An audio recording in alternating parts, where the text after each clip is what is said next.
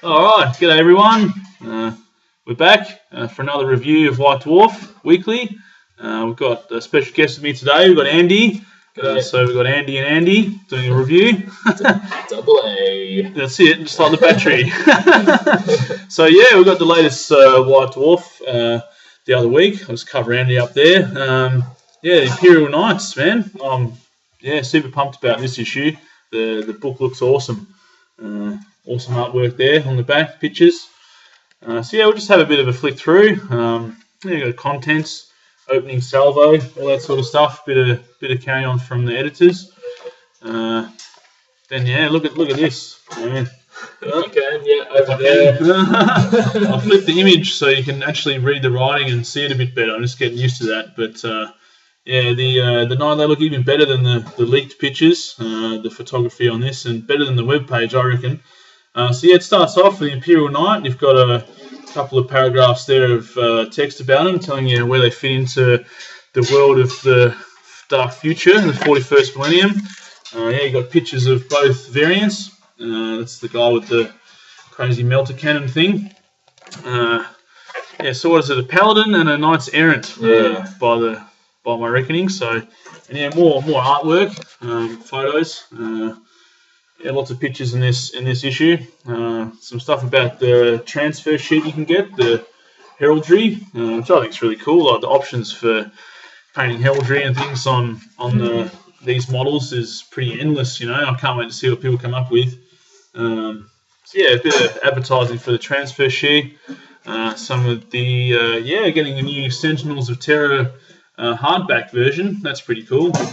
Nice always to have things in hardback. The digital editions are good, but I just love having it there. And the Legion of the Damned, who saw that coming? That's oh mate, it's pretty sweet. They hold a pretty special place for a lot of people in this hobby. So Legion of the Damned, pretty excited about that.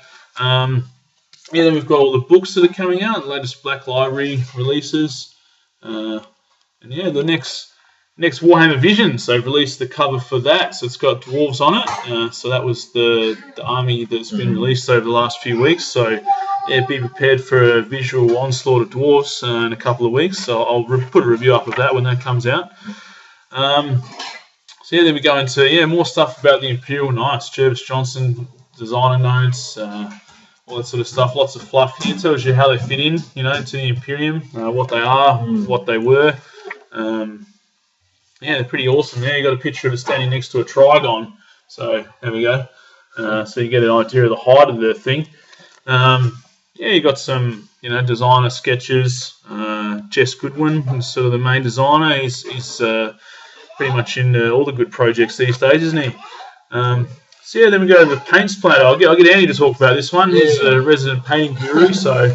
Sure. I love a bit of painting, and I find the paint splatter articles really sort of cater to your starting painters up to sort of like your medium to higher end every now and then. And one thing I found really useful about this particular issue is it does talk a little bit about making custom glazes or like washes and using the paint medium to do that. Instead of shading the entire miniature, they sort of selectively apply that into the recesses. That way they don't get a dirtying up of the armor plate. So I thought, that's a technique I use myself, and I think that's really cool. That's something that they're sort of sharing out. I think it's great information. I'm not going to show you too much of the content. You can sort of see it for yourself and make up your own mind.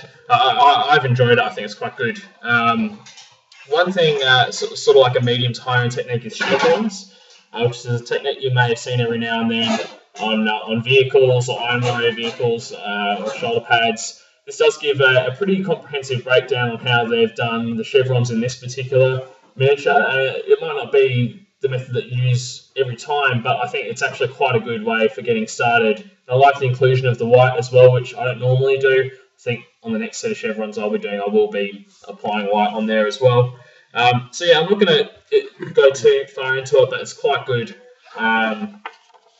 I also found that something that's going to be quite useful for a lot of people getting the new kit, and I hope to be one of them. It's a good kit. In my opinion, is the breakdown on the construction guide for the new Imperial Knight. That's going to be useful for a lot of us. It looks like a big kit, so yeah. Man, you don't want to be like the new kid that sees it on the shelf and goes, man, I want that for my birthday, and you get it. And, has no idea how to build it. It'd certainly be a pretty big step up from Dark Vengeance. Like if that was your next kit after Dark Vengeance, it's all about how awesome it is, and even if it's a bit built wrong, it still look cool. But this will help you get it right, I think. So. One really cool feature about the new White Dwarfs is you'll notice are rules. Now, those have been leaked already all over the internet, so you don't really need to screenshot this to see it. I'd say, just get the mag, it's quite good, but it's got, points and the rules in there for using the miniature, if you get it on release day, which I think is really cool. Really old school sort of thing, isn't it? Like back to chapter approved and all that sort of stuff. Yeah, exactly. Like, a lot of people are calling out for that, and I think that's a good nod to the fans to include that in there too. So it includes that for the Knight Errant, which is kind of like the Mechanicus version of the Imperial Knight. Even sort of gives a bit of a spiel on how the studio guys, how to use the model in the game. So say, use it like this, get him up the front line, or they have different opinions and stuff about it too, which is good. Yeah, a little bit of tactica doesn't hurt. So,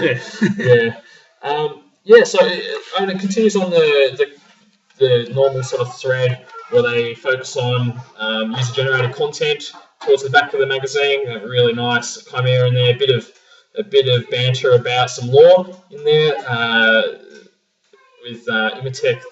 Trazin the Infinite. He loves to collect stuff, and it's talking about who is this armored giant in Baroque armor that's in his stasis chamber. And I've always thought it was Vulcan, and I'm kind of glad to see that someone else thinks so too. But there isn't any sort of confirmed official what that is, so I have to give Mr. Ward a call. And lastly, I think is really cool is they've also included some really great like what the studio team's working on personally. Some Orc bikes there. Yeah. Nice. If you're an Orc fan, they're pretty sweet. So there's some really great stuff in there, guys. I think it's a good issue. There's a sneak peek for Warhammer Visions coming up this week, which Andrew #1 is going to be doing a review of on release, and a parting shot, which I think is pretty damn spectacular. The shine kind of takes away from that image a bit, but this is like Codex level photography, the miniature photography on the back, pretty awesome, and it just sort of gets you inspired. Seeing that, I'm like, man, I hope I get to have one of those. That'd be sweet. So, all right. I think I was a bit. I'm obviously quite biased towards the magazine. I think it's really cool. Obviously, make up your own minds about it, guys. But my 2 cents is that I think it's a good issue. So pick it up. Worth a look. Definitely worth a look, especially if you're looking at getting an Imperial Knight. All right. Well, that's our 2 cents. Thanks, Andy, for coming on today. And thanks for watching, and to the subscribers, I've got a couple out there now. So enjoy the video, guys. See you next time. See ya.